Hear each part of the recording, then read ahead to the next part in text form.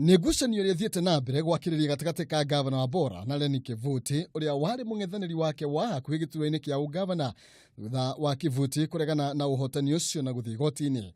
So that we know akiaria mwena wa Wambora thiini wa gikaro na makiria ma atongoria 500 kuma Embu, Kivuti oigite we gutiri miario akoretwo nayo na ngavana wa Wambora ya kwaririria uria mangirutithania wira mari hamwe na uguo kuria wa Wambora atige kunyagia ndeto cia maheni. There has been rumors and press statements to the effect that there is a planned handshake between me and Wambora.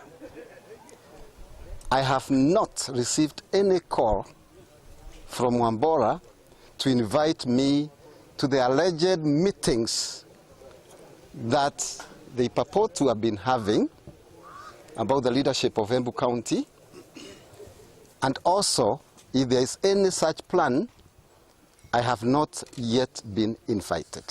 Kivuti oigite ciira wa gutetia uhotani wa ngavana no nginya uthie na mbere na akahuruka ona kihoto ni giathingatwo.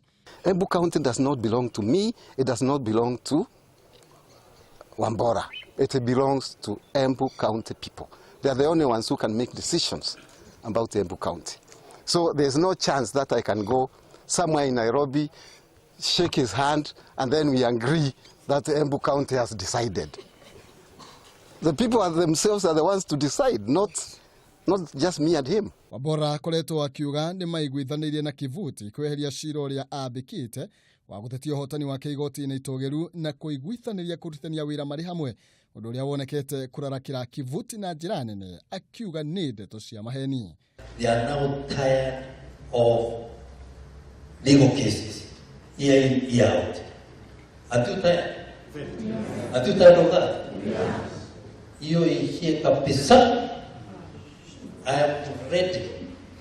I've met with Lenny Kivuti 3 times and I've told him point blank to fanya kazi pamoja. Hadwini Hakameme TV, Jitagwo Maina, Kihumo.